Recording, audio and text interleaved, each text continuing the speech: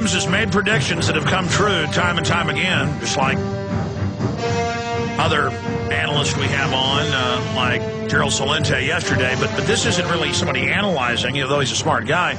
This is a former oil company CEO that Lindsay worked with for many years, that is a globalist, that's a good source of info, and so it's some insider info, and so he's going to give us a synopsis, then I'm going to take some calls, then he's going to flesh it out in more detail. But Lindsay, they have said a lot of the workers are getting sick who are cleaning this up. I thought it was because of the dispersant they're using, which they admit is much more toxic than crude oil. I know some toxic things come out of certain types of wells, especially deep wells. But you were telling me, and now even the EPA today, you were trying to get a hold of me last week, but here you are now.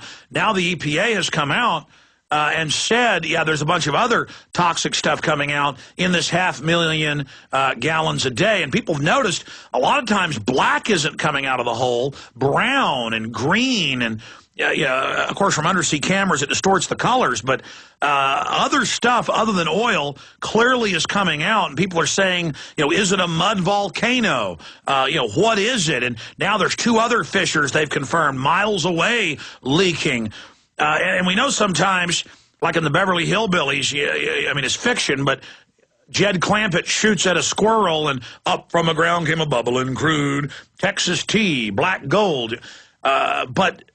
So in a lot of cases in the U.S., La Brea tar pit in L.A., oil comes up on its own on the seabed. So did they get into some mega fissure or something?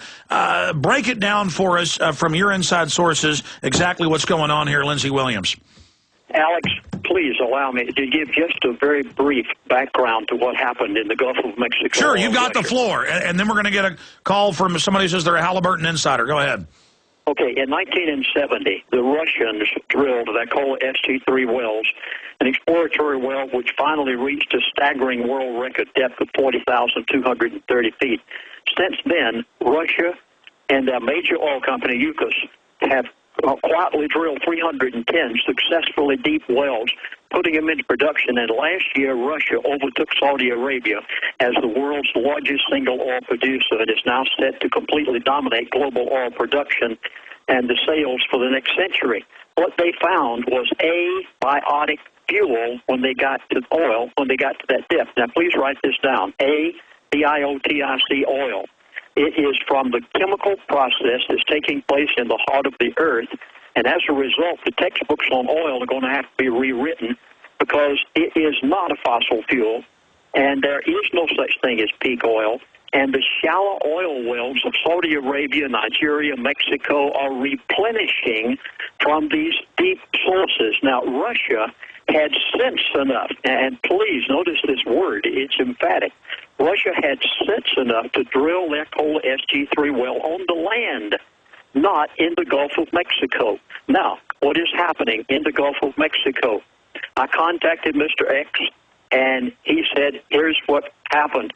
What I found out is frightening. It scares me. It appears that British Petroleum, BP, not an American oil company, it should have never been allowed to take place. Our government made a horrible mistake.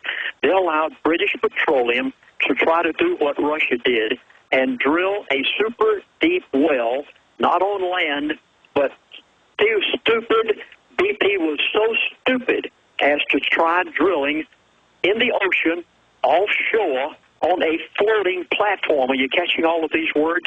This platform is controlled and kept in place by sophisticated GPS equipment in the Gulf of Mexico in water that's 5,000 feet deep. Yeah, it's got big robotically controlled jets and propellers, just like cruise ships have to keep them from rocking.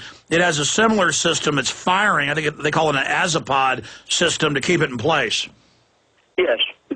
Now keep in mind, 1 mile is 5,280. They went down 5,000 feet in water, and then they began their drilling, and here's the depth they went to. This is right from BP's. Now, there are some people in BP that are so concerned for human beings and love our nation to the point that they have told me the story. I had 2 BP informants along with my Mr. X of the Energy Non-Crisis. Now, They drilled between 25 and 30,000 feet deep in 5,000-foot water. That means that they went somewhere between 30 and 30,000 feet. This is what is called a super deep well. They hit something so catastrophic and unexpected that they could not contain it. And the news has now admitted that 3 hours before, they had executives and engineers and petroleum geologists rushing out there on helicopters because they knew something was about to happen. That's exactly right, and it did, except it was much worse than they ever thought for. Now, let me state very emphatically, this positively is not a conspiracy. They did not intend for this to happen. This is an accident. They hit a strata of oil at such high pressure that it burst all of their safety valves. The pressure behind the oil is so high that it destroyed the maximum efforts of human science to contain it. And at Prudhoe Bay, Alaska, for instance, the oil is in the ground at approximately 1,500 pounds of natural oxygen.